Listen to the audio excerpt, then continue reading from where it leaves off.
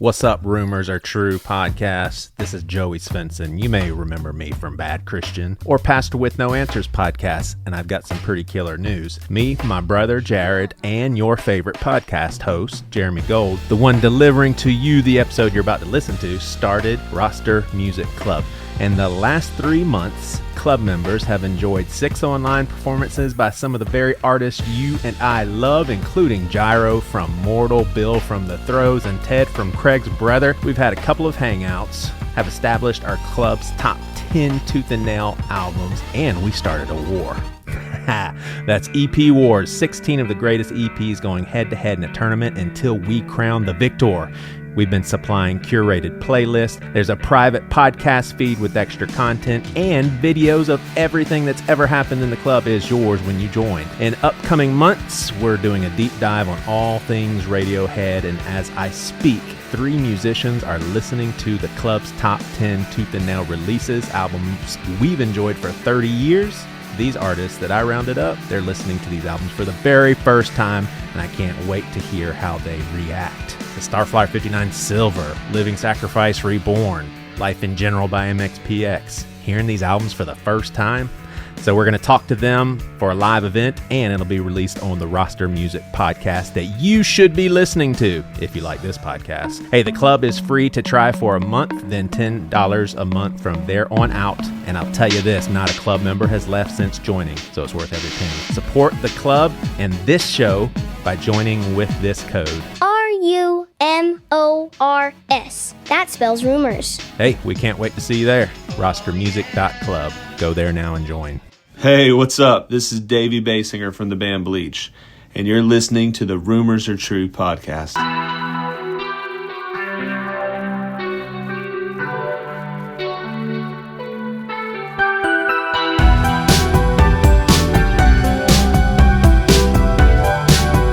Welcome, this is Jeremy Allen Gould, and I'm coming to you today to confirm between God and of man that the rumors you have all heard are true.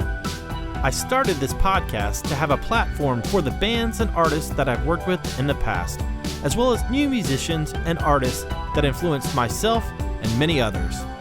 The Rumors Are True podcast is an opportunity for the artists to tell their story their way. I'm still in the business of confirming rumors. I still love a good conversation, and I still freaking love music. So thanks again for joining me on this journey, and I hope you like what you hear.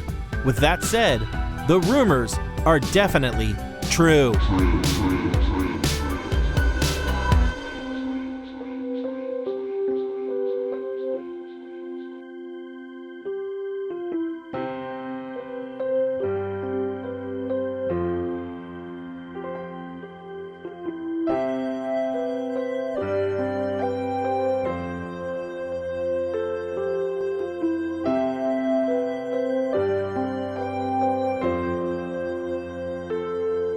I don't believe it, that I could be so deceiving and bringing you down to feel this lack of loyalty. You were a song in my head, the warmth of the sheets in my bed, a story forever told but never old, a warm arrival never left so cold. Don't blink, don't close your eyes, and most of all, don't apologize. It's me who's got the demons to wrestle now.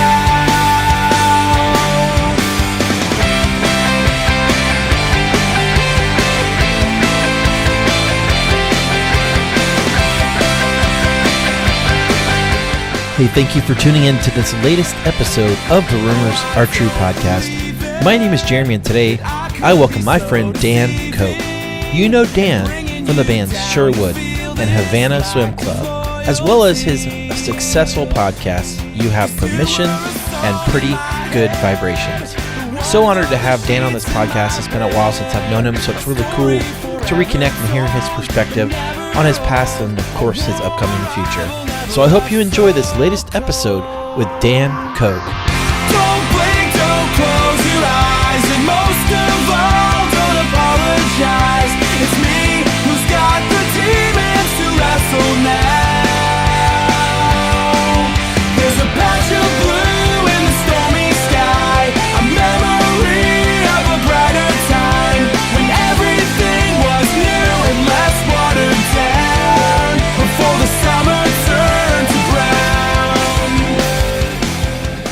Dan, what is up, my friend, dude? It has been a long time, man. I'm so stoked to have you on the podcast.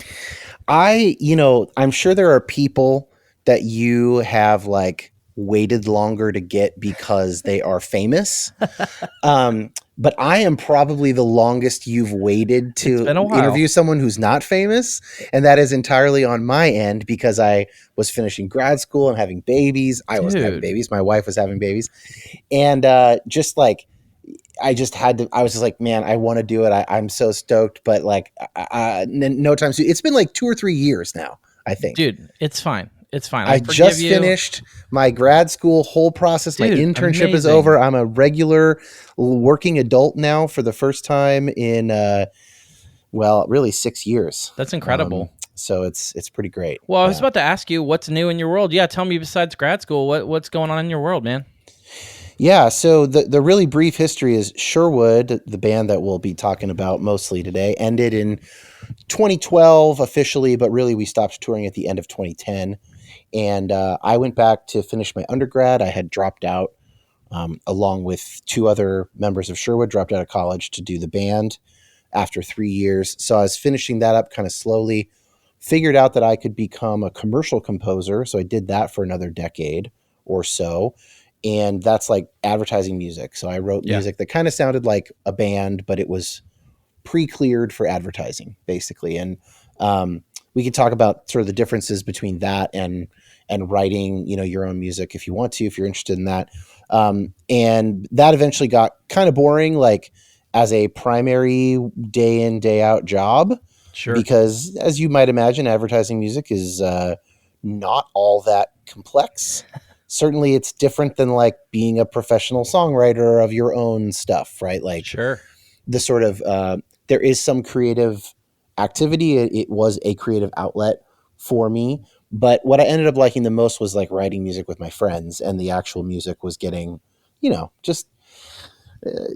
was challenging for 5 years, like a lot of new genres and production styles and stuff. That was cool and kept me interested for a while. And then it just it was never going to hold my attention forever. So I started a psychology doctorate, which I just finished up. I mean, we're just pending paperwork, but basically I'm Dr. Dan now. Dr. Dan. Just as soon as all the dots and, T's and I's get crossed and dotted, that's incredible. Basically that's it. Yeah. That's exciting, man. Yeah. Where So I'll be a psychologist, full licensure within a year probably, but I am a licensed therapist and now I have a doctorate of psychology. Bro, and I need therapy for real. Well, yeah, I can't do it. We're already buddies, but I can help you find somebody. That would be ethically suspect. I could. I mean, we could talk offline. I can help, but help you find someone. No. So now, so I'm up in Bellingham. We moved up to Bellingham, Washington. Okay. So we're like at 40 minutes from Canada, and that's fun. Love it. Yeah, I'm living a little bit of a slower Northwest life. That's amazing, man. I love hearing that. Congrats on that, man. That's really cool. Couple little boys, 5 and 1. Dude. And it's a crazy time for sure. Yeah. That's amazing. I'm stoked to hear that because I know you've been grinding in your podcast and grinding over the years since I've known you. Yeah. So it's really cool to hear that you're in a good spot and you've accomplished something that you've wanted to go for. I think it's amazing.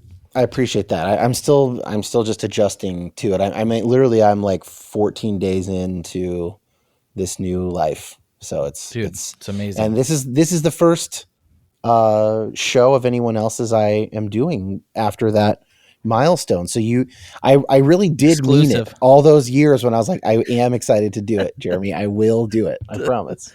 It's cool, Doctor. I'm gonna have to change your name in my phone to Doctor. Dr. Dan. Don't do that. No. Awesome, dude. Well, I want to talk about how you and I initially met. Man, it was so long ago. I want to say 04, 05. I don't even really remember. I think it was 04. I think it was that first tour with Offset, summer of 2004. Maybe, yeah. It's been so long. Right? And I wound up booking you guys, I would at least say 5 times, at least. Yeah, at least 5 times, yeah. And in Kansas and then in Florida. Well, right? I didn't book you, but I hung out with you guys at Jackrabbits for sure. Oh, you weren't booking then? No, I just was hanging. Yeah. But man, I have nothing but fond memories of booking you guys. You guys were always the coolest dudes, and you guys were incredible live.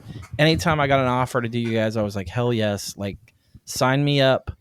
And I think we've always, the band and myself have always had a connection and a good friendship over the years, and it's just been really cool to watch your journey over the years. So it's just really awesome that we got to spend that time. My memory is, and this is bad podcasting to do too much of this, so I'll keep it brief, but like I'm here essentially because of the kindness that you and your ex-wife at the time showed us when you guys were at a period of life that more resembles mine right now with young kids and all the craziness there. And you guys were so hospitable. And then the other thing was like, you were like a Sunny Day Real Estate fan. Yes, I am. Who also liked what we were doing. And let's just say we didn't get a whole lot of that kind of feedback as a Warped Tour emo pop band. Like, do you know what I mean? So I think we felt cared for by you and also kind of seen by you creatively in a way that puts you on a very short list of 5 to 7 individuals across the country who booked us regularly, stayed in regular touch. I'm thinking of Steve in Wisconsin. I'm thinking of, there's just a handful of individuals like that. It's not a long list. Wow. That's an honor to hear that, man. That means a lot to me. I stopped doing shows in 2008. I was fried. I was done, but I definitely have memories. And there's particular bands and you guys are one of those bands that I just always felt like, it was incredible. It was moments that I'll never forget. And it's just really cool to be a part of your journey at some point. So, and now we've, years later, we're still connecting, which is I'm stoked on. So, yeah. Sweet, dude. Well, let's talk about growing up for you. I know you've probably went over this a billion times on a billion podcasts, but I want to know maybe some of those early records, some of those early bands, influences that kind of pushed you in the direction you went in. It all starts with the Beach Boys for me. First 2 tapes my mom gave me when I was probably in first or second grade were Beach Boys' Endless Summer and a compilation called Surfin' Hits. Oh, yeah. Which was like a Rhino Records type compilation. And so it was surf music. It was California surf music. I was raised in the Bay Area of California, really actually just over the mountains from Santa Cruz. So like a half hour from the ocean. And that kind of featured into my childhood. I lived there until high school. So that, and Beach Boys remain my favorite band. Brian Wilson is my favorite musician, composer. He's not my favorite lyricist, but that's fine. I don't think he shouldn't be anybody's favorite lyricist. Let's be honest. Yes. That would be some sort of a test that would let someone know that there was something wrong with you if you said Brian Wilson was your favorite lyricist. But I love him. I love them. And then, more apropos to the kind of music that you cover on this show, I was into hip hop for a minute, and then I got into grunge in 5th grade and 6th grade. And when I was in 6th grade, that was like, stuff that was coming out was like Green Day, Dookie, Weezer's Blue Album. It was actually a really great time for alternative rock. Sure. And I loved it. I loved the Smashing Pumpkins. I loved Soundgarden. I just dove Foo Fighters, eventually, of course, Nirvana. Just dove in on all that stuff. And then in 7th grade, I got ska. Oh, I got ska. Oh, Dr. Jeremy. I did, man. I got a bad case of ska. And my thing about ska is that, if you were just to say, hey, there's going to be a genre of music that's going to rule the airwaves that is like upbeat, explicitly silly, and extremely high energy. And then you were to say, what's the best age to be when that hits the radio? I was that age. I was like 12, 12, 13. So it was Real Big Fish and Less Than Jake on the secular side. And then I was raised kind of moderate evangelical Christian. So I had 5 Iron Frenzy and Supertones on the Christian side. And actually, I would say 5 Iron holds their own to this day amongst all of those third wave ska bands. I think they're up there in the top 5 for me for sure. And then punk came in high school, basically freshman year. I was finally ready for punk. Like ska punk got me into punk. Yeah. And I had known punk because I had known Green Day and Rancid and Offspring, and there was a kind of radio friendly punk that had been fine. But then I got into like MXPX Teenage Politics. Great I got record. into new school like skate punk, fast punk. And not too long, I went back and got into Ramones and the Pistols, and started dabbling in the Clash and stuff like that in high school. And then that sort of morphed into emo by the end of high school. And by the time I was in college as an undergrad, meeting the Sherwood guys, it was Further Seems Forever. Yeah. It was some of that early 2000s Tooth and Nail stuff, and Berlin, May, stuff like that. And Sunny Day Real Estate. I remember I was 18 when I heard Sunny Day Real Estate. It's changed my life. Yes. Jimmy Eat World and Weezer are kind of like the two rock bands that have stuck it out longest for me, and they represent kind of the emo side and the more power pop sort of Beach Boys influenced side, but with still those big guitars. And that's a little thumbnail. I think that's about as efficiently as I've ever told it. That's so if I had to open a book and it said Dr. Dan Koch on it, I would know who I'm reading about. I would know that just because of what you described. And of course I've known you for a long time, but yes, that's amazing, because a lot of those bands that you just mentioned, I was into as well, and I totally can relate to it. So that's cool. I've always dug your style, or your the bands that you like. I think we're in the same vein in that world. Let's talk about the early bands. I know these records kind of influenced you. When did you start to write music and play in bands, and kind of bring me through some of those early bands? Yeah, so my first band was a punk band. I played drums. We were called Permanent Holiday. Ooh. And my buddy Ben Trapp, who was in another band called the Harrison Four, which is great. That's amazing. Which I think actually they had 5 guys at one point. That's incredible. Because they had a singer only, and I don't know, maybe Josh played bass. Anyway, Ben taught me how to do the double kick drum with a single kick drum pedal. Now, any drummers who ever tried to play punk know that is the thing you have to figure out. If you show up at a punk show, even locally, and that drummer is doing that double kick drum with a double bass pedal, bro, he's cheating, or she. They are cheating. And so that was like my first thing I figured out. I was like, oh, I can play fast. And I never had very good stamina. I got kicked out of that band within a year for not loading enough gear, which is the most true thing that's ever happened to me.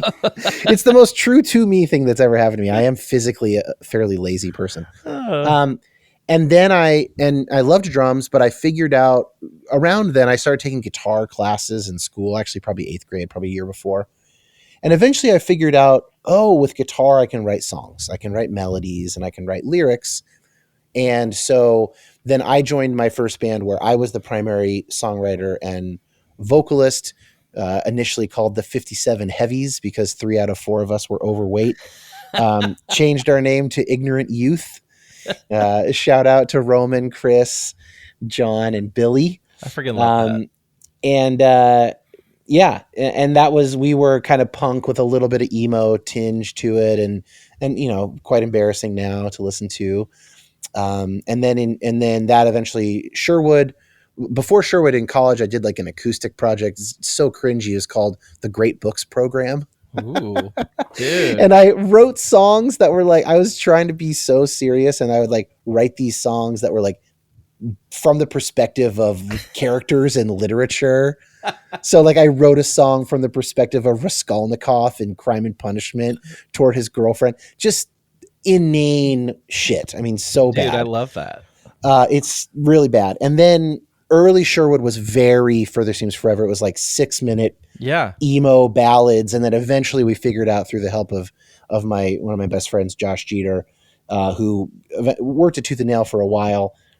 He was like, I think you're actually kind of a pop songwriter. Yeah. And it clicked. And then, then I feel like I was able to lock into what I do best, which was good enough to do for a living in Sherwood, but not good enough to like, I think about contemporaries of mine like Matt Thiessen from Reliant K, or Justin from Motion City Soundtrack, and these guys are fucking geniuses. Like, those two dudes are so good at songwriting that I am like immediately aware of my limitations when I listened to their music.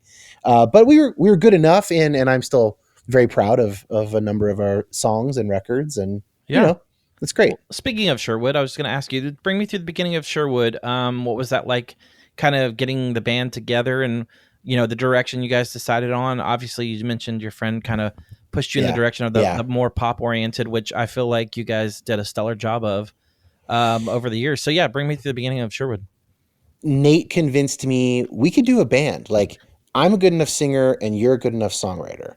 And he was wrong about both of those things, but he was right in the overall sense. Like, he was wrong that we like there was no real evidence that we would be able to do it at the time, but he did end up being right. And I'm glad that I believed him. And he basically convinced me to take it seriously. But then once he did, we were fucking all in, dude. We practiced 4 or 5 nights a week. This was during undergrad. So I was willing to forego a lot of the standard college experience. And I just told myself, the band is what's going to provide me a fun, youthful life experience. And I should have been wrong about that, but I turned out to have been right about that. Yeah. And, so we just worked really hard. We recorded 2 EPs under a different band name called A Long Story Short, which were, there's one of those songs like Under a Lamp on the first EP made it onto the Sherwood EP. And that's about it. Nothing else sort of made it beyond those first 2 EPs. They were pretty rough. But we just had fun. And we started out as a band that just went absolutely crazy on stage. I mean, you saw us those early years. Yeah. There was a constant threat of somebody being like slammed in the face with a guitar neck. And I had no insurance, by the way. I bet nobody did. I know. Just VFW halls. I think about that. Wasn't it the Eagles Lodge? Yeah, Eagles Lodge. I think about that Yeah. very often. I'm like, man, I could be up the creek right now if I, it all worked out. But yes, it worked out. Such fun memories of those shows. But yeah. So we just went real hard, like, taking a page out of the At the Drive-In playbook and stuff like that. We were not influenced by musically, but we loved sort of how crazy they did things live. That's also kind of something that we could talk about. Like, they don't go crazy anymore at the Drive-In, and like, you can't. I mean, Joe from Fall Out Boy, I listened to an interview with him. I've still yet to read his book, which I plan to do now that school's over. But, he had multiple back surgeries over the kind of shenanigans that he was doing routinely on stage with Fall Out Boy, just killing his body. And we started out that way, and eventually we had to chill out as well. Absolutely, man. Well, when you guys first started, I know you said the pop sense was there. Was there just unified direction in terms of like, I know you're one of the primary songwriters, but were you just like, hey, this is the song, we're gonna go this route, or was there a lot of push and pull? What was that like? I was the most collaborative that we ever got songwriting wise was towards the end of the band. So really? Earlier on, it was kind of all me in terms of basic song structure. And then we would arrange things together as a band. I relied particularly heavily on Joe, our drummer, throughout the years. He's great. Love Joe. Great drummer, just really efficient and smart arranger, and can kind of pull ideas from other songs and plug them in and see would something like this work. And he's sort of an encyclopedia in that way, which was super helpful always. So no, it was really kind of like I was putting together like my little vision of this kind of emo power pop thing that I was into, that had a little Beach Boys in there as well, like with some timpani and occasional, like especially in bridges and stuff. Sure. But it was it was just kind of the thing I figured out how to do. I had a certain way of framing guitar chords as a rhythm guitarist, and then our first lead guitarist, Chris Armstrong, was I love Chris. He was kind of more like we would say noodly, like he would go really high up on the fretboard, and he was a little bit more math rocky is maybe the way of saying it. And then when he eventually departed, we didn't really replace that, and it became a bit more smoothed out, I would say, and less angular. And I think what some people like about that first EP and first record, Seem to Keep Going, is that angular guitar work that he brought. And I do think that I value that more than I did at the time of his leaving, probably. And that's water under the bridge. I love that EP. Yeah. That EP is incredible. Like, I mean, thanks, man. I just remember when I first got asked to do your show at one of your shows, and I like checked out the EP and I was like, oh my God, this band's incredible. And I just remember being so like, and you know, there was so many bands at that time too, but it's like what you guys were doing and what you were incorporating in that world, and you were doing it on your own. I thought that was, to me, one of the coolest things about it. You weren't on a label at that time, and you were putting out this EP Nate. that's fantastic. Yeah. Like, I mean, Nate really, he was a few years older and like 2.5 years older than me, 3 years older in school, I think, something like that. Maybe 3.5 years older than me. And he just had more of a vision. He was more of an adult, you know, thinking like, here's how we actually do this. You know, we need a kind of a business plan of sorts. Like, this needs to check out. Yeah. And pencil out and stuff. And he is still a sort of never-ending source of energy for creative projects that he cares about. Now, try and get him to work on something else, and I think he would admit that's harder for him. I'm the same way. But yeah, so that was Nate, and I just sort of hopped on board. But Nate and Joe kind of kept the circus going. Yeah. At a more logistical level. And we worked our asses off. We sold 5,000 copies of that EP before. That's amazing. Before the first full length came out on Was Sideshow. there labels sniffing around? Well, yeah. So we got signed to Sideshow through that. Oh, that's right. That was Sideshow. Yeah. So, and I think that James Cho, who ran the label, they were like a sister label of the Militia Group at the time. Yeah. So they were out of the same offices and same distribution, but different rosters. So I think what James really liked about us was that we had sold 5,000 copies ourselves. Dude, I mean, that's I think impressive. he also liked the band, but I think we had a little different ideas of what the band was. And he thought we were more of an indie band, and we thought we were more of a Warped Tour band. And I think that we were right about that, that we would do better kind of in the emo like scene, as opposed to trying to like play with Death Cab, which is what he thought we were going to try and do. And so I think he was a little bit surprised by that, but whatever. I could see you doing both, to be honest with you. I honestly, yes, I think you were a Warped Tour band, but I think you guys had deep enough lyrics and deep enough, like, just the way you write songs, I think could have went both ways. I can totally see why he would think that.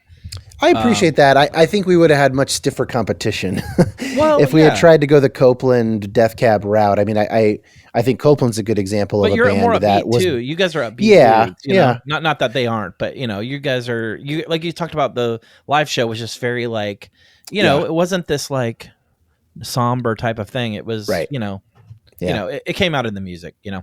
Mm-hmm. So.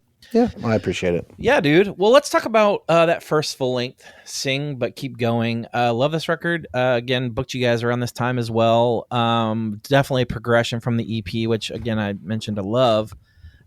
Bring me through the recording of this. I know it's been so long, but what was that like for you guys? Maybe some thoughts, memories from that time, and what that recording was like for you.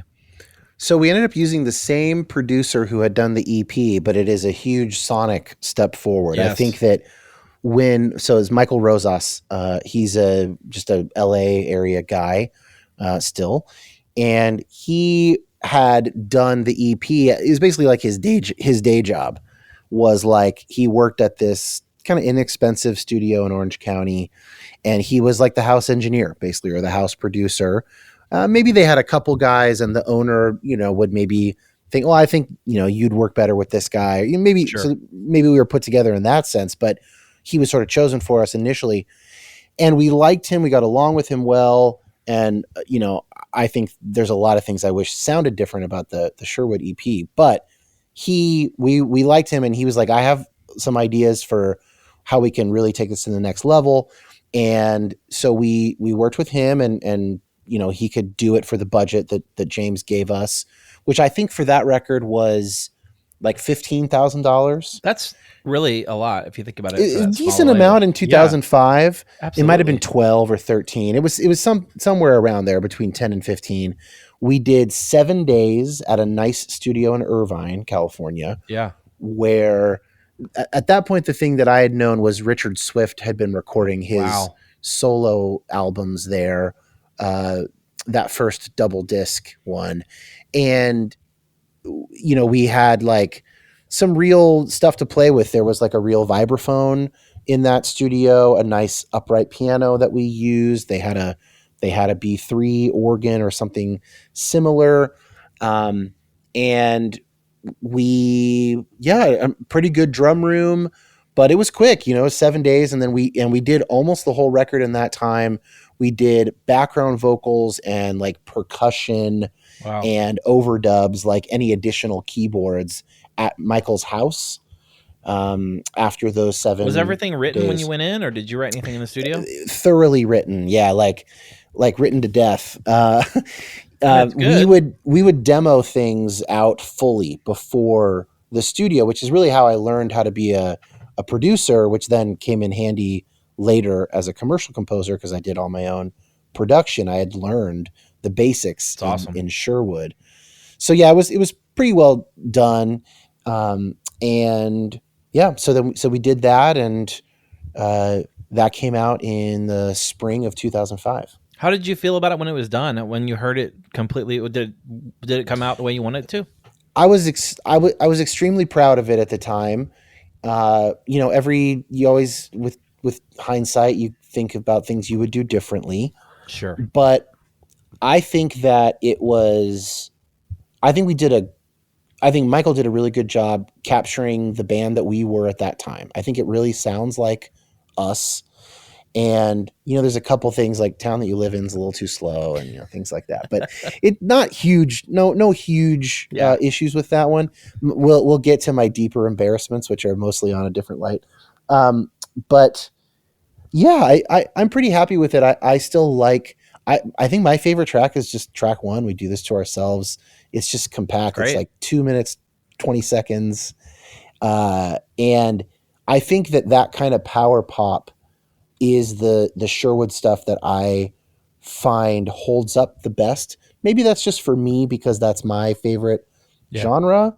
But I also think that it was a good use of our talents. I think Joe's a great like rock drummer. I think Nate is a very powerful vocalist. Yeah. I think he really shines like when we're kind of pretty high energy and and that kind of thing. And I think those songs were fun live and stuff like that. How do you feel about it now? I mean, it's been forever. I'm looking back on it.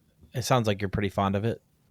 Yeah, I'm pretty fond of it. I could listen to about half of it now, like if it were to come on, I'd maybe skip half. Do you want to hear one of the funniest things if people really want to get nerdy? In the song Something Worth Knowing, which is definitely kind of like an album track, the bridge, I took the chord progression directly from Britney Spears' Sometimes, the bridge of that song. And if you go back to back, you listen to the Britney Spears Sometimes bridge and then the Sherwood Something Worth Knowing bridge, you'll hear it exactly. It's incredible. Yeah. You know what? You were doing what you were working with what you were given, and it was one of those things that you had to make work. And I never noticed that because I've never really listened to that song, but that's incredible. Sometimes I run. I know the song. Sometimes I hide, and sometimes I rip off Britney Spears' chord progressions. I love that, dude. What was the touring like after this record came out? I mean, I know you guys unrelenting. Yeah, I know. Well, I know that. Touring was unrelenting from 2004 through 2010. I mean, touring. You guys were always on the road. We were either on tour or in the studio 10 to 11 months a year for 7 years straight. Yeah. That's the beginning of 2004 to December 2010. So really, like, I don't think there was a year that we had more than a month off in that 7-year span. But the specific tours we did in 2005 for that record, we did, we supported the Rocket Summer. Yes. That was I think the biggest one we did with This Day and Age and Adam Richman. Yeah. That was in the fall of 2005. And man, and then we did, the bigger one actually was summer of 2005. We did a tour with Daphne Loves Derby. Oh yeah, Us. I did that show. I did that show, This bro. Providence. Yes, I did that at the Eagles Lodge South. Eagles Lodge South. Okay. Yeah, it was one of the only ones I did there because it was a bigger room. But yes, I did do that. Yep. Daphne was riding a huge wave of like early internet acoustic stardom. And so we were playing like, in LA and stuff, we were playing like 1,200 caps and the rest of the country like 500 to 700. And that's one huge. year into our touring life. And so that was the first like legit tour that we felt like, oh shit. And then we got to follow that up with Rocket Summer, which was also great. That was like were people singing the lyrics and stuff? What was that like? A few. I mean, those Daphne shows were more about converting their fans, which is very similar. It's not too far off. But we did have, I would say there was momentum. We would meet. I'm trying to go back to those days. Like we would definitely meet at least a handful of people at every show that like were there to see us. So we had like, we were on Pure Volume and Punk Rock Vids and some of those more like indie kind of DIY venues for bands. And so it felt exciting. It felt like we were on the up and up, I would say. Is this a label starting to poke around this? Is this kind of when you signed with MySpace? Is that kind of... Then the next summer, so 2006, then we're coming up on, as we come up close to the year of Sing But Keep Going, we had a clause in the contract that if James sold 15,000 copies in the year, then he had the right to the next record. And it would, have to give us a bit more budget, but it would be on Sideshow. And we sold like 13,000. So he didn't get that. We did a co-headline with Waking Ashland early 06. And then summer 06, we did our second Warped Tour. And this was because MySpace.com had a record label. Yes. And they were aggressively pursuing us.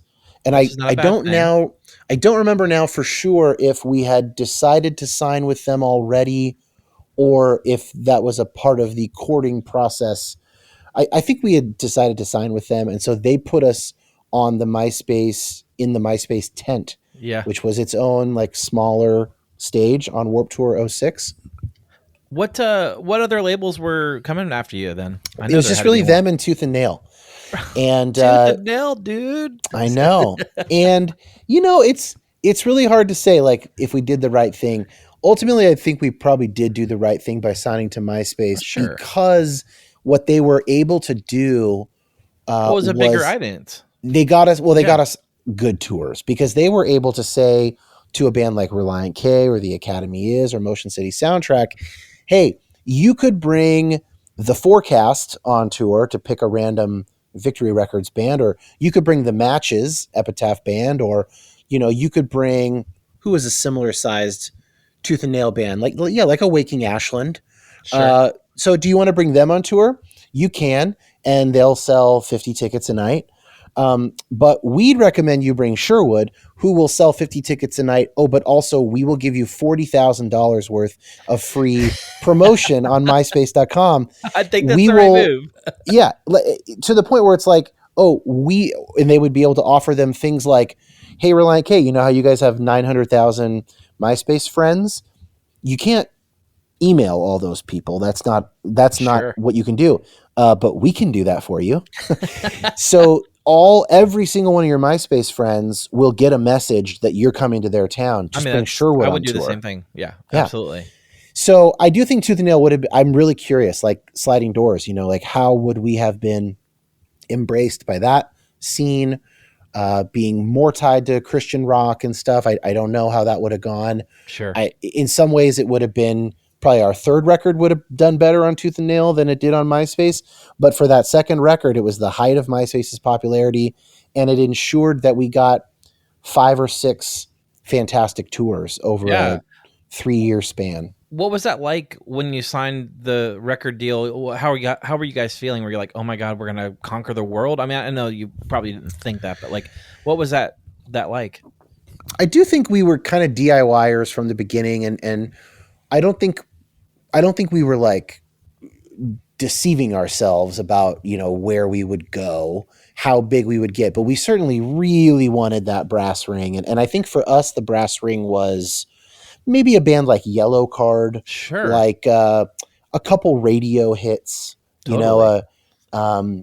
Even later on, like a Boys Like Girls or We the Kings, that would have been nice. Yeah. Those were a little bit, maybe a little more on the frivolous side, if I can judge those bands, even though I liked some of those pop songs. But they're great. Yeah, so that we were really hoping for that, and I think that MySpace was probably never really in a position to do that. There's some things they could have maybe tried differently.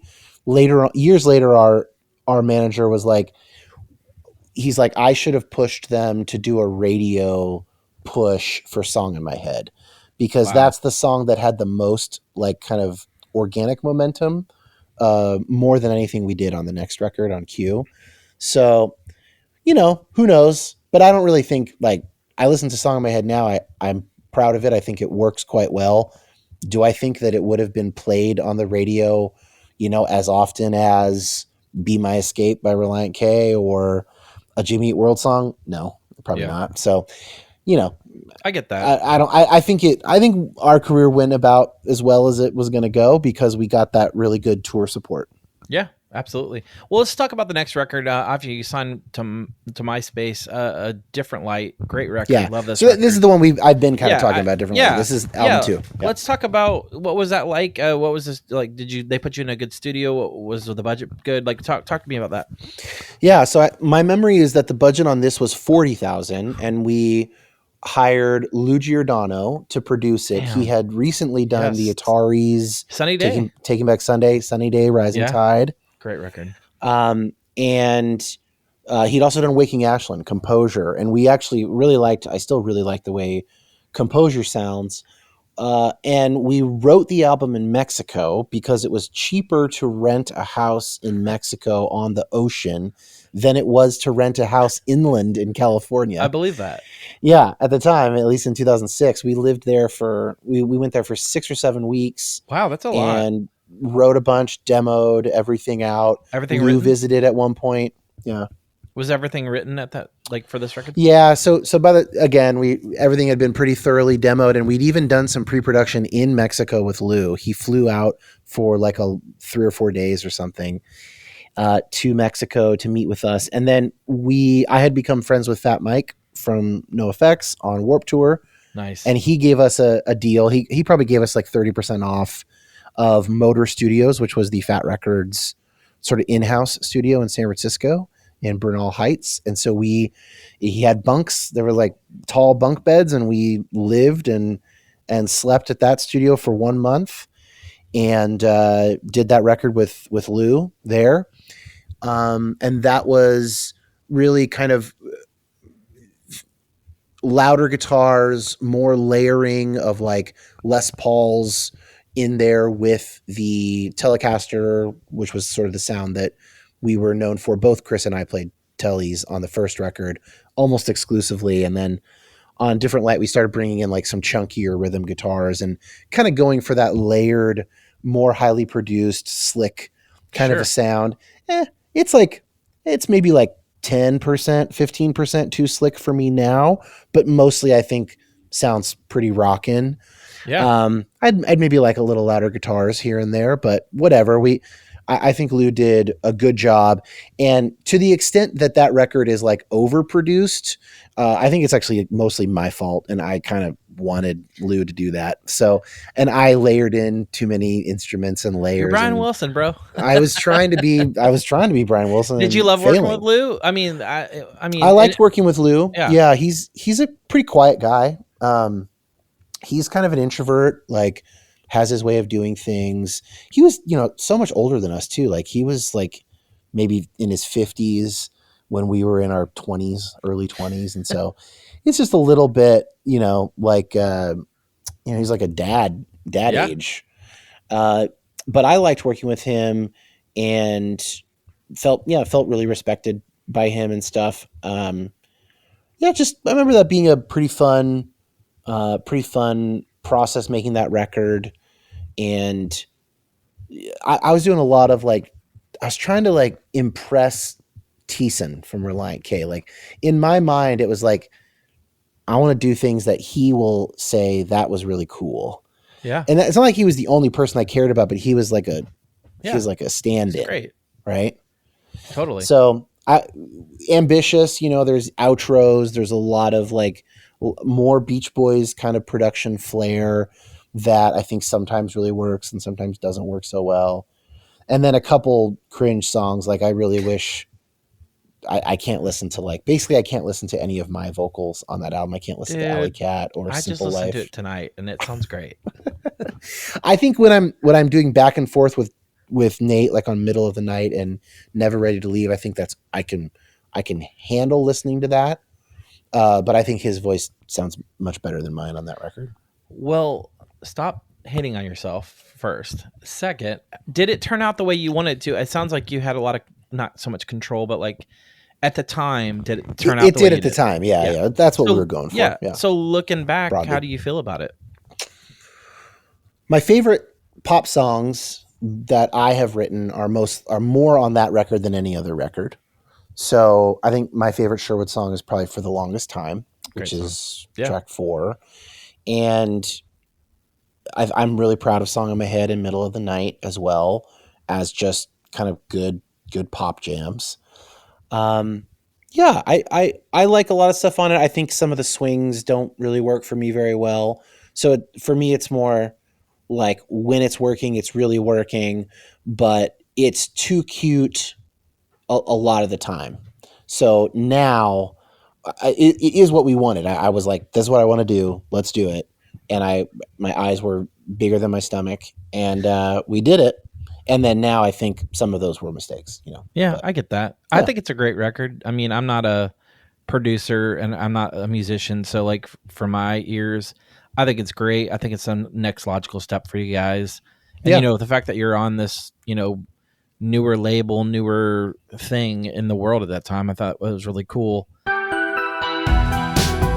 Hey, this is Jeremy with the Rumors Are True podcast. Are you looking to spice up your meals with something real?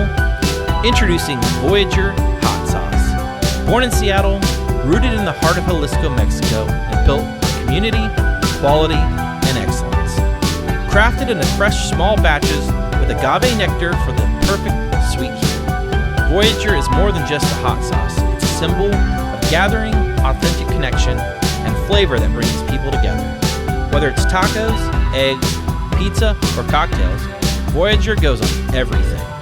Head over to VoyagerHotSauce.com to hear their story, explore recipes, and place your order today. What was the touring like? I know you kind of mentioned that MySpace got you on incredible tours. Like that was the crazy year. So 07, it comes out in the spring again. So 2 years after See We Keep Going. And we knocked out 72 dates with Reliant K, 40 dates with Motion City, and 55 dates or so with Academy Is. Boom, boom, boom. Dang, dude. Like a week in between each. That was our 2007. And it was a new era of the band. I mean, that was like... Were people into it? I mean, were they did you feel like you were making a mark on those tours? I think we made a lot of fans on all 3 of those tours, but especially Reliant K. I think Reliant K fans are more invested in the music, in part because they're not partying. Music is their high. They're not getting high. Whereas, with general market bands, you just have a greater mix of that kind of thing. It depends band to band, I'm sure too. But Reliant K fans were eager. We were first of 3 on that tour with May. Wow. And it's a cool tour. Kids were there on time. I mean, they came and they wanted to see all 3 bands. They're like, what else the fuck am I doing on a Wednesday That's amazing. night? That never I'm here to happened. see a show. I'm going to watch all 3 bands. I'm going to get my money's worth. Yeah. I mean, it's Absolutely. amazing. They're an ideal audience to give you a shot, basically. Yeah. And Thiessen would come out and do a thing with us in the opening set and sort of give his stamp of approval. He would come out at the end of Best of Me and do like a megaphone thing, like a bullhorn part, which was also on the record. And that was just cool. And then, I think Motion City, like basically the two bands that we all most deeply befriended were Reliant K and Motion City. And to this day, they are the two bands from that time that, of the bands that took us out that I am still closest with. And I see them anytime they're in Seattle. That's cool. And am in touch with multiple members of both of those bands. Did that record do pretty well? I don't hate to bring up the store subject. I think it sold like 35,000 records. That's maybe in the end, maybe closer to 40. It's not bad. It's hard to know what those numbers mean now because it's all different. But it more than doubled the previous record, so that's good. Yeah. But I think we were hoping for it to catch on in a bit more of a kind of a viral groundswell kind of a way. That's the era of like Under Oath is exploding. Sure. There are bands that we loved and that we thought we were sort of, akin with, but who were doing better than us. Yeah. So, but now I look back and I go, shit, I mean, that was very successful as far as absolutely almost anyone should be concerned. Saved a little bit of money in those years. Those are kind of our only like really profitable years. Those 2 years there, 07, 08, which is fine. And then of course there was the crash, like the real estate crash, which was a big factor eventually in us and many other bands kind of hanging up, but not the only reason. But yeah, I would say pretty happy with that. And we got to go. It also, that record is the one on which we toured Japan, and we went to, in 08, we went to Europe twice. 2 or 3 times in 08, and we went to Japan in 08. And so we got to do some international touring. That's amazing. On the strength of that record. It had a Japanese release and a European release. So we were able to go promote those. But ultimately, the label spent a bunch of money to try and get us to break in Europe via the UK, and it didn't work. So they lost a bunch of money on that. And, who cares? But it was all fun money from the MySpace. From MySpaces. Yeah, seriously. I mean, Tom was the one who signed us. Like, he was the one who discovered us. And Nate had his cell phone number for a while. That's amazing. We went to dinner with him multiple times. He came to the studio on Q on the next record and listened to the whole record with us. And he was involved. Yeah. Yeah. So are you guys feeling good about this? Or, at this point, you're going on these great, fantastic tours. It seems like, you obviously sold a decent amount of records, which is great.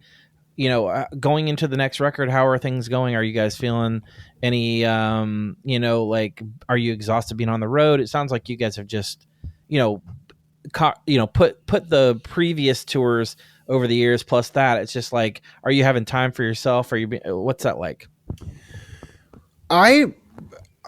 So I was struggling with anxiety at the time, but it wasn't because of tour. Like, if anything, I think tour might have been beneficial. Touring in 04 got me out of a 1.5 year long or so depression that I had been in college. And so we were exhausted in that sense, but also, we're in our early 20s. Like, we could handle that shit back then. I couldn't do it now.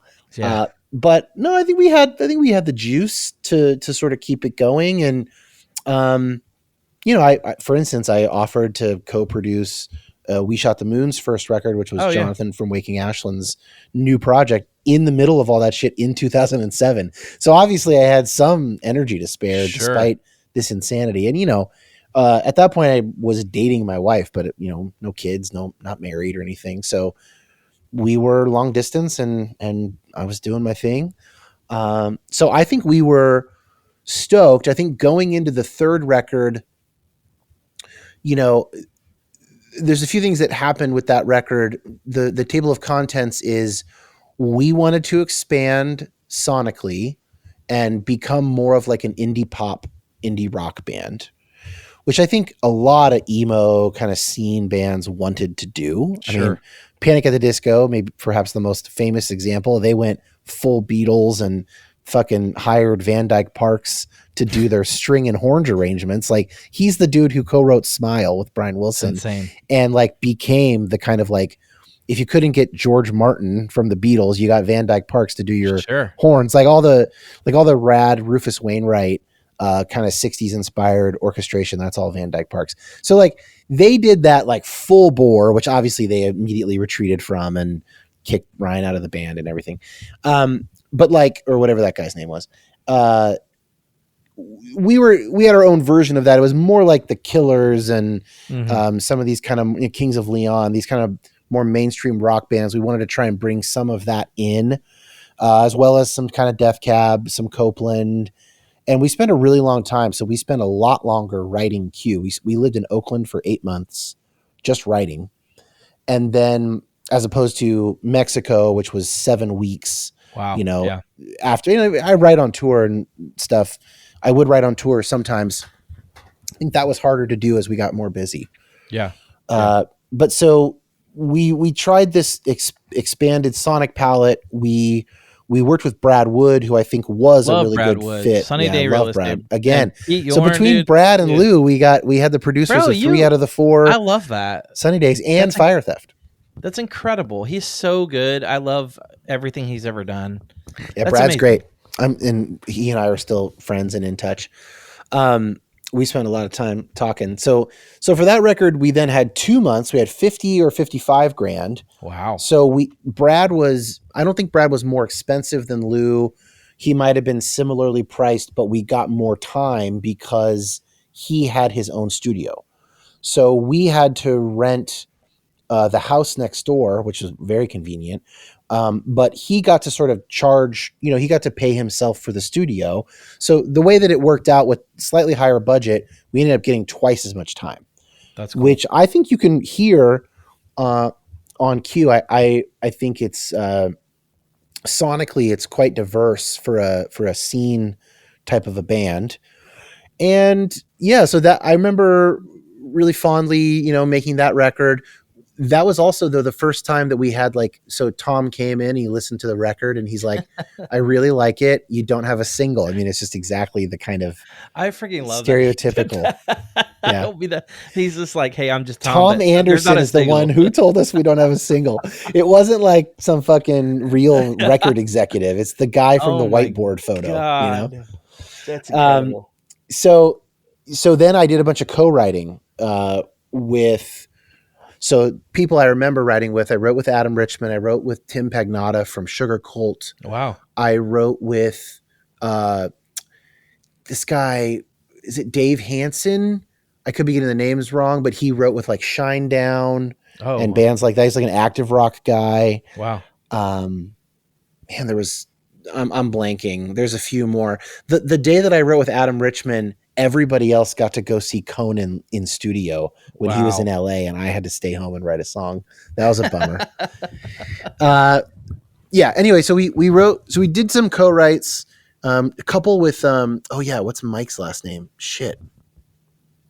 I'm blanking, but he wrote Mike Jackson. No, he co-wrote Hit the Bottom and one other one.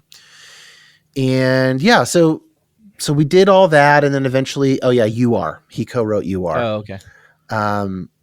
And so there's 3 songs on there that were co-written in a kind of a pop co-writing type of a way. That's cool though. Yeah. You Are, Hit the Bottom.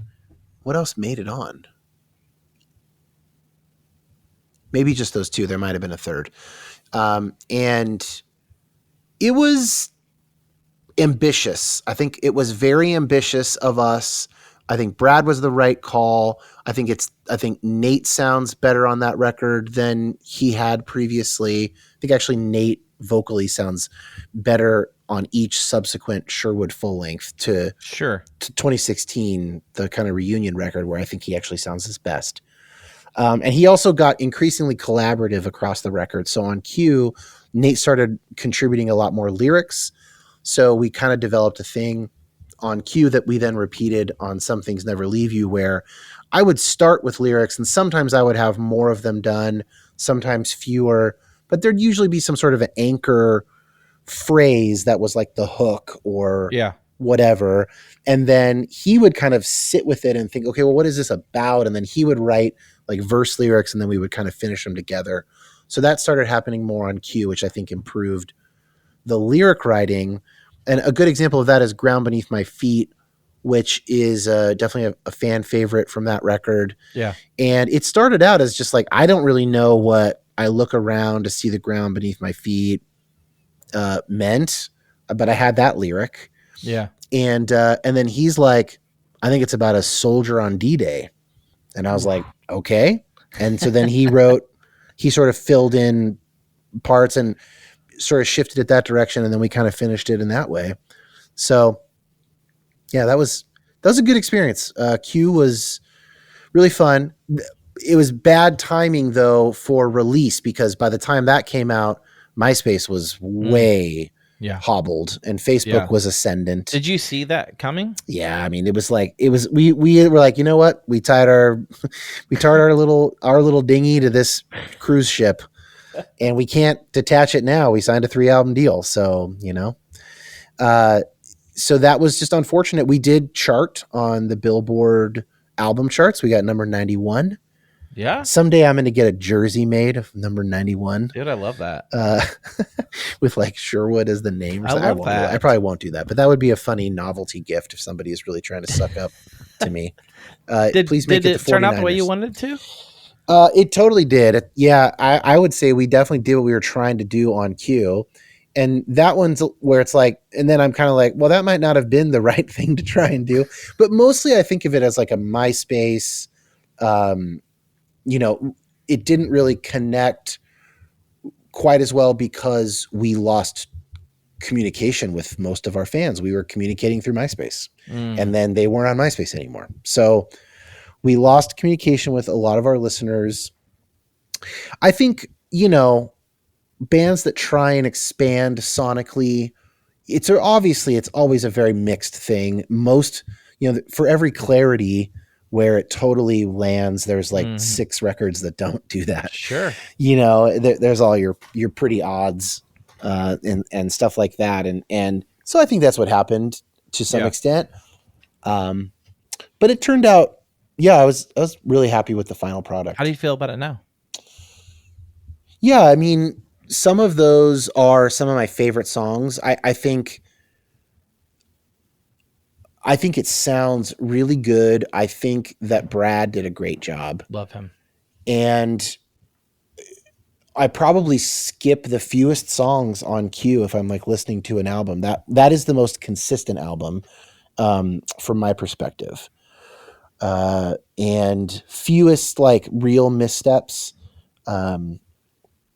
We fucked up the mastering. Like the first track, Shelter, is too loud compared to the second track, maybe this time. And then you have to like turn it up.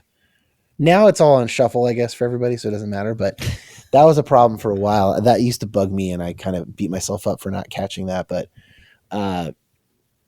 yeah. I get that. Brad actually took like $2 or $3 grand out of his payment to help us get it remastered because the first master sucked. What it was sweetie. awful. That's amazing. And it was the same guy who had mastered Sing We Keep Going, who had since won a Grammy, and his master of Q was just not good. And then we went back to Emily Lazar, who had done A Different Light, and hers was much better.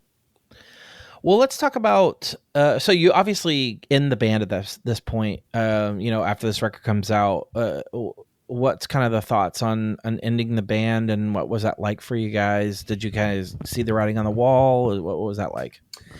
It was kind of a long, slow death, honestly. And I'm sure we all have things we would do differently about it now.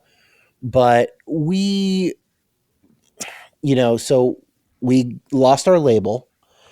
The label folded, and to Jay Scavo and Jay Manning's great credit, they like gave us our masters basically. Wow. They're kind of like, here, like just That's nobody's nice. going to ask you about this.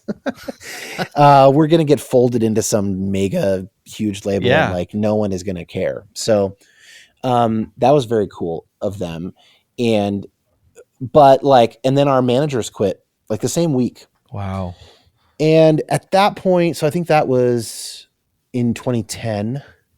And we'd been writing toward another record. I had been talking with Aaron Sprinkle about potentially producing it. Wow. And, Nate was working on like a side business that we were kind of waiting for that to get finished. But also like our earnings had gone way down, our headlining shows in 2010 were not as good as the ones in 2008 before the financial crisis.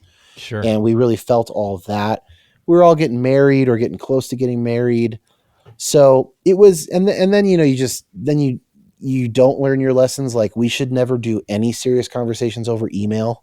It should always be over voices. And we broke that rule so many times, and, stuff like that erodes things. And so, but then ultimately too, I think it just dawned on us as we became older and thought about it and started considering other lines of work. Like, you know what? We actually didn't run a very healthy business together. Like, we're not maybe ideally, like, I don't think Nate and I should run a business together. I think we can have a great time together as friends. But like, if it were any other business, like if I were starting a group practice or something, like I would not run a business with Nate, and Nate would not run a business with me. And that would be wise for both of us to avoid that. Like, but when you're 22, you're just figuring it out. Yeah, so totally. Yeah.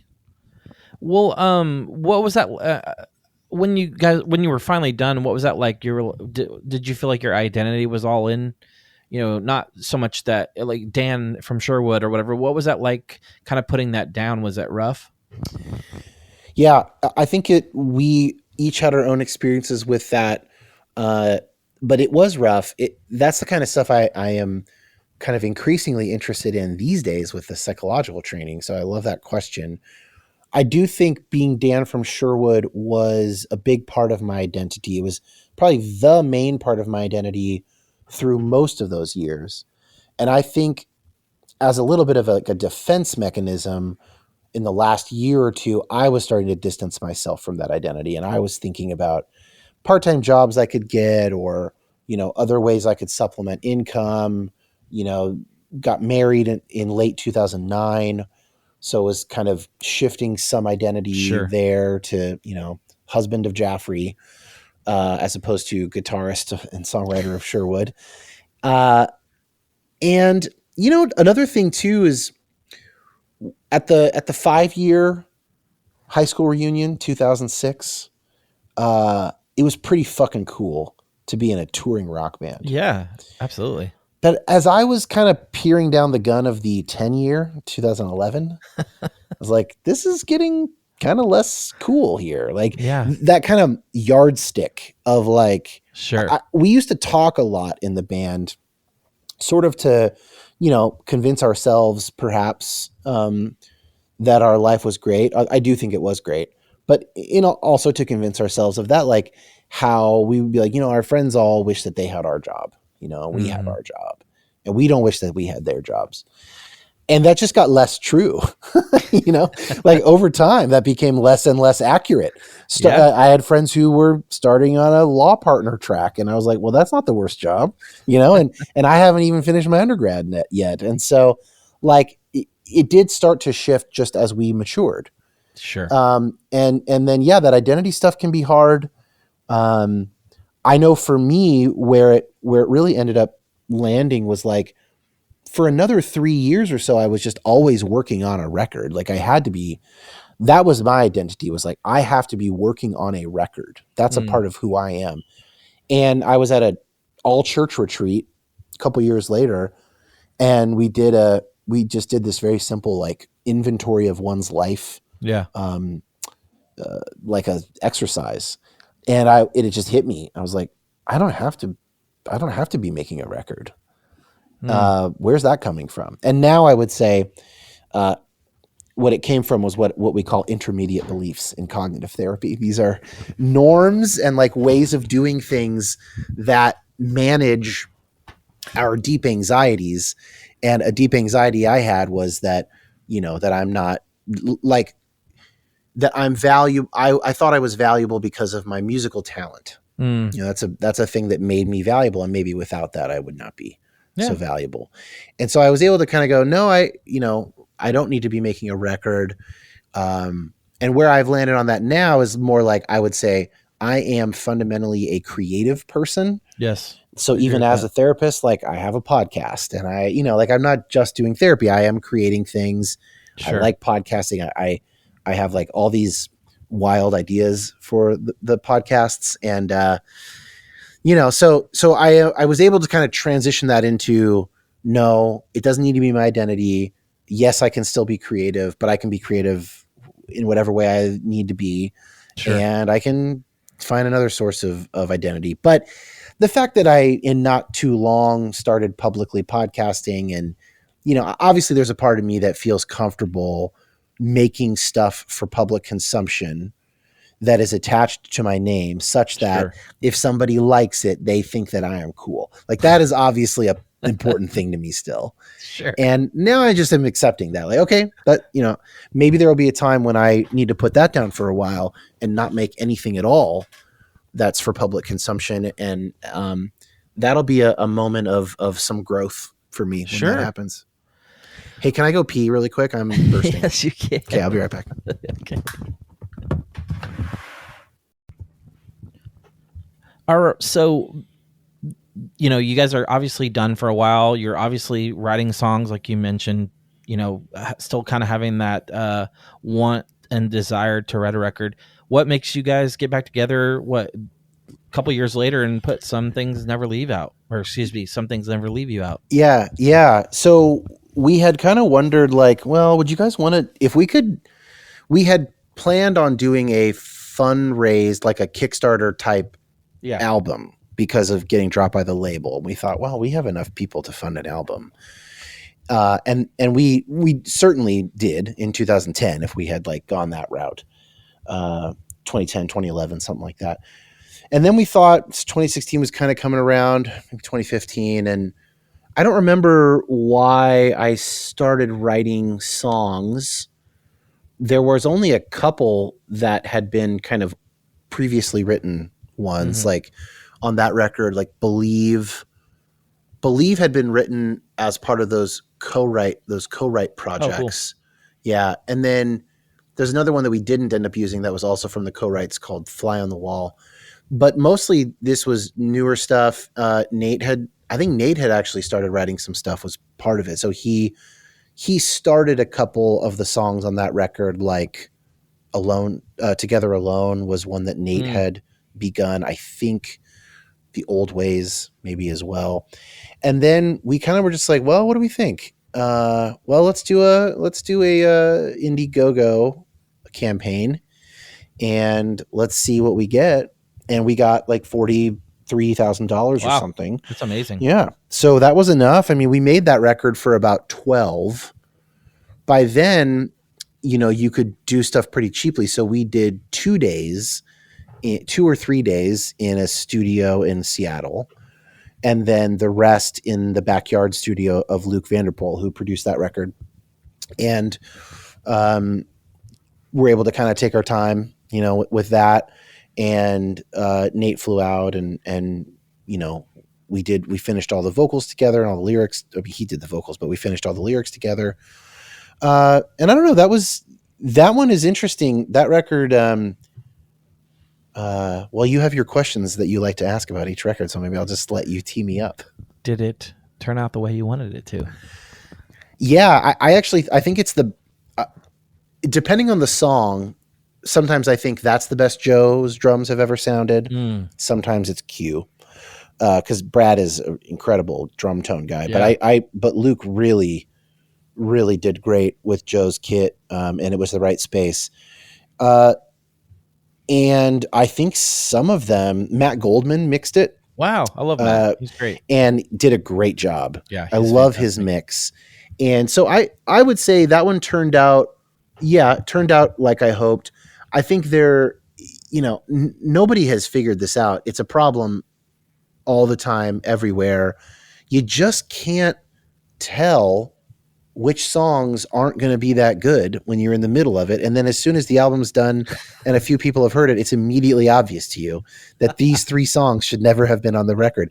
And I don't know, somebody should solve this. I don't know how you solve it. You're a doctor now you can. I got other stuff to look at. But yeah, so I think there's a little bit of that. There's maybe 4 or 5 songs on that I just totally skip now. But songs like Outside In, a little bit better, The Unknown at the end, Bottle It Up. I really like those. I mean, Outside In is probably a top 5 Sherwood song for me. That's the first track. Great song. I love how loud it gets. And so there, that one was actually a lot of fun to do that. And then we did a week of shows that summer and then a week of shows the next summer. That's it. We just done like 14 shows or something total between those 2 years, but those were really fun, smaller, but the people who came really cared. And it was really cool to like play Chain Reaction again in Anaheim. That's awesome. We were able to just talk to a lot of people for whom the music had been very important. And that's really cool. So that was great. And it's just great to work with, with Joe. Is there ever any, are you guys going to do another record at all? Or is it just I don't know. I don't think so. I think it's probably done. I think it's probably done. Like we would maybe play some more shows. Like we were in serious talks about the Acceptance is doing some shows in Southern California next month. Yeah. And the early November ended up taking that spot, but we were in talks to have that main support that'd have been slot, cool. And that would have been fun. So that, if that had worked out schedule wise and everything, then that would have been fun. And we would have done that. So, we're in principle open. But we're in 4 different states and everybody's got kids and work and, so it's just a different phase of life, but never say never to another record. I haven't written a Sherwood type song in almost 10 years now. So that's fair. They're not exactly popping out of me. But you never know. For what it's worth, I think you're a special band. You guys are always a special band to me.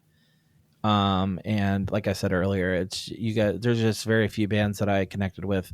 And so anything you guys have ever done, I've always been a fan of, just not only as people, but just musically and everything. So I appreciate all the music that you've at least put into my life and all the people that came to the shows and stuff. It just meant a lot to me. So yeah, man, if I never hear another one, I'm content with what was done, but I appreciate that. I just want you to know that, not only the friendships over the years has been a lot, but the music overall it's been a special place in my heart. So don't ever forget that, my friend. Doctor. Do you have any favorite tracks on that last record, on Some Things Never Leave You? Or I'm curious what you thought when it came out, or the first song that you mentioned, I thought it was like you said, it was just like a punch. And to be honest with you, I think the sound of it, like you mentioned, Brad Wood worked on and Lou, and I thought it sounded just as good. And I don't mean that in a slight to those guys. No, I thought it sounded great. It had all gotten cheaper for sure in the 8 years since Q or whatever as well. But like, I'm shocked that we made that record for $12,000. I mean, it sounds incredible. Amazing. Absolutely. Yeah. I also liked Old Ways too. I was like looking, I was like, yeah, and like, yeah, it's a great song. I think it was kind of a fitting in for you guys, but I hate to say that it's done, but it's like, life happens and it is what it is. Yeah. But, well, let's talk about your next endeavors. I wanted to do this before we have to close shop. You're a very successful podcaster. You have Permission Pod, which I absolutely love. I think it's great. Thanks, man. I love hearing your sultry voice talk about things that sometimes go over my head. It can get a little up there sometimes. Yeah. Bring me through the podcast, and of course, Pretty Good Vibrations as well, the music counterpart. Talk me through the highlights of those 2 podcasts and what it's been like for you. Yeah. So You Have Permission started earlier, like 2019. Both of my podcasts are actually about to be renamed and rebranded. So You Have Permission is about to be renamed Religion on the Mind.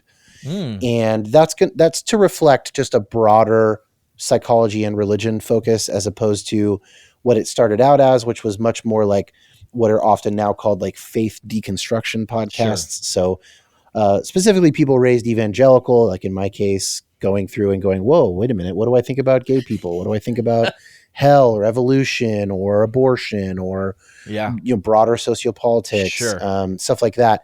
So that was really, really fun to sort of do that work 5-6 years ago, and now is feeling a little bit more stale. And I'm more interested in like, why is religion powerful for people? What can we learn about ourselves beyond those sort of deconstruction topics? Where does this show up in non-religious settings that helps us understand religion, or vice versa? Stuff like that. And then, so that's ongoing, and got a pretty vibrant Patreon community for You Have Permission, which I'm super grateful for. Awesome. And once a year, I attend this event called Theology Beer Camp. This year, it's going to be in St. Paul, Minnesota in October. Oh, cool. I think there's still like 50 tickets left or something. So if people wanted to go hang out, they can do that. I don't do all that much theology anymore on the show. That's kind of what I was more into 6 years ago. A lot more psychology now. And then Pretty Good Vibrations started a couple years ago, maybe 2.5 years ago. And that has been like a fun outlet for, kind of stuff like this, talking about music and reconnecting with old friends from that era. But I am now in the process of trying out a more substantial show that's going to be called The Album Cycle. And it's going to be an interview show with musicians, rock musicians mostly, kind of going through the process of writing, recording, and performing. That's awesome. Each album, and like what about those three domains is most rewarding and most difficult for my interview guest. And then the plan is to do, those are the A side episodes, and the B side episodes will be like the existing Pretty Good Vibrations episodes. So a lot of top tens, tournaments. I really like the format of the soundtrack shootout that I developed. My buddy Michael and I did, I think, a really fun Forrest Gump versus Pulp Fiction episode. Ooh. Where we pitted those, almost the same year, like soundtracks against each other. Stuff like that, a chance to talk about the movies and the music. So we're going to see what the legs are for that, but I'm excited to kind of take some of these psychology therapy question asking skills, pair it with the fact that I have been through many of my own album cycles. I've written and recorded multiple records, played, 900 concerts, done all that stuff. So I think that's going to turn into some really interesting conversations with people that I'm interested in talking to. So more to come on both of those fronts. Basically, I just finished up a year-long, very intensive internship residency thing as a part of the psychology doctorate. And there was no margin for anything creative in my life. I had to use all my vacation weeks to record You Have Permission episodes. So now I'm free. I'm just a man about town, and free to pursue my creative projects. So I'm really excited to see where both of those awesome, go. Dude. I love both your podcasts, and I love thanks, man, the creativeness that you've had, and ever since I've known you, I think you fit it perfectly, and I'm really stoked for the future for you. And man, I love bringing people on here and hearing their stories, and just hearing how much they love doing what they're doing. And I can hear it in your voice, ever since I've known you. I just can tell when you're excited about something. So I'm so super pumped for what you have in the future and what you've already accomplished. It's incredible. Like I'm stoked for you, dude. It's amazing. Thank you. No, thank you. And then we should talk briefly about Havana Swim Club. Yeah, that's what I was going to say. Havana Swim Club. I love this, by the way. Very different. Yes, this was different. A project that it kind of came out of COVID in part, but it also came out of commercial composing, and just in becoming like a producer, right? necessarily as a part of that job, I realized like I started becoming very fond of certain eras of music. And so a lot of like, you know, getting into like Brazilian stuff and bossa nova, Jamaican and other Caribbean music, Sure. a little bit of Afro pop type stuff. And some of that was about having young kids, like babies in the house, and the type of music that is like interesting to me, but like not so aggressive and like is understandable to play with a baby around. And then I also got really into sampling and just loving the whole concept of sampling in music. Of course, like early hip hop is the most straightforward example of this, but you know, more recent artists like the Avalanches or some of this kind of more collage-y sampling stuff. I mean, Paul's Boutique, the Beastie Boys record, is an earlier example. And Great so record. I started this project, Havana Swim Club, which was like, I called it like semi-tropical instrumental Pool music. Pool music, basically, right? Yeah. It's poolside music. It's kind of chill wave, but it's all very sample driven. And it was really just like for fun, but actually like was very surprised. I did a little bit of promotion for it. Like I spent a little bit of money to promote it. And it was like, I don't know if you know about Hype Machine, I've which heard is of it, like, yeah. Hype Machine is like I don't know, it's like MP3 bloggers or whatever those people are called today, playlist makers and like music critics and stuff. It's sort of like the place where all of that is sort of collected and then ranked by where has this been placed and what's their score. It's basically like, what is the buzz right now? Sure. And it updates very regularly, like all day long. And there was some Havana Swim Club stuff that got like to the top of Hype Machine for That's at least amazing. a few days. And so I got some decent playlists out of that. And I have occasionally met people who are like really big fans, and it's an odd thing to meet someone for, because it's like, I never played a single show. Like I just put out one full length and an EP, you know, that's it. That. And just did it all on my computer. Can I have your autograph? You just sign their head. You're going to want to tattoo this later. I love that, dude. I love it. I think it sounds great. And it's, you know, for having heard your music over the years, I think it's just another extension of who you are, which is cool. It's very like hazy. It's like hazy, foggy California chill music. There is like it's not really Beach Boysy, but there is a through line back to that kind of, you know. Yeah. I loved it. I thought it was great. The self-titled record's amazing. Love it. I popped it on in the pool. Not gonna lie.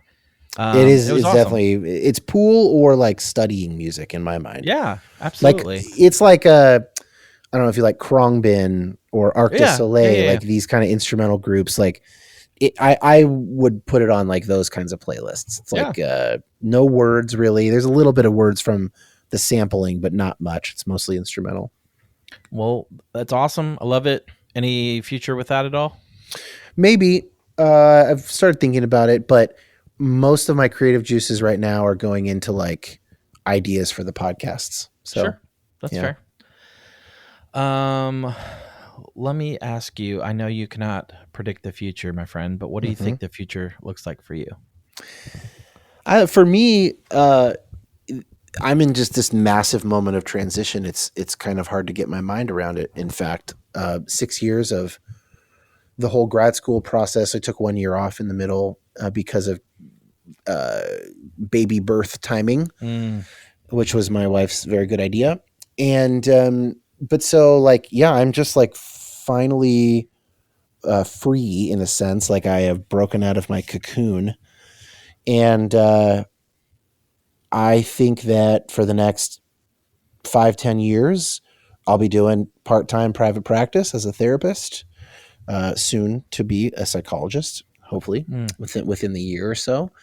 And then podcasting and doing similar stuff. Like I've decided to really kind of lean into that, like speaking skill, you know, interviewing, hosting panels, maybe some emceeing kind of work, like just public communication, trying to be able to summarize like higher concept stuff in regular language is something that I'm really into and enjoy doing.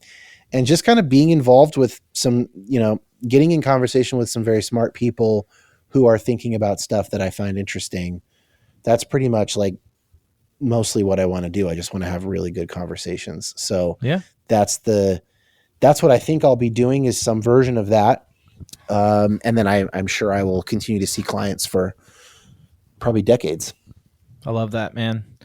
Well, dude, I've super enjoyed talking to you and getting to reconnect. It's been a while since we've really talked in a while, and it's just an honor to have you on. I've just always thought highly of you as a person, and again, just working with you back in the day, just always had that special connection. So it means a lot to me for you to come on the podcast and just hang out with me and talk shop. It's incredible. Well, as I said, I am here because of that goodwill that you built up over the years, and that you continued to show up and support us even when you weren't booking shows anymore. And you would ask us if you could get us anything and if you could help in any way when we were coming through Jacksonville, stuff like that. And yeah, man, I mean, there's just a handful of individuals like you who showed that kind of consistent care throughout the years. And I've come to just value that so highly.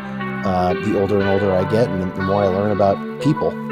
So, Yeah. Thanks, man. Well, thank you for that compliment. It means a lot. Super stoked for your future, dude, and definitely be listening to the podcast.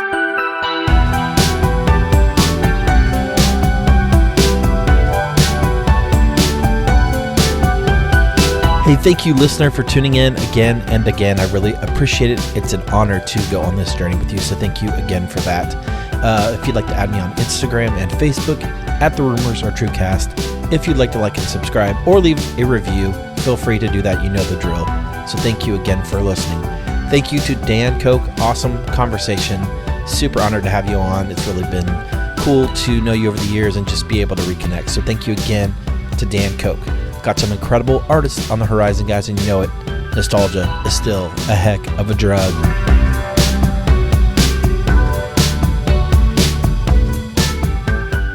The podcast is produced by Wesley Hill, artwork by Jared Chase Bowser, and music by Brian Jaron. This episode is dedicated to the memory of my dear friend, producer, and man of many talents, Brian Jaron.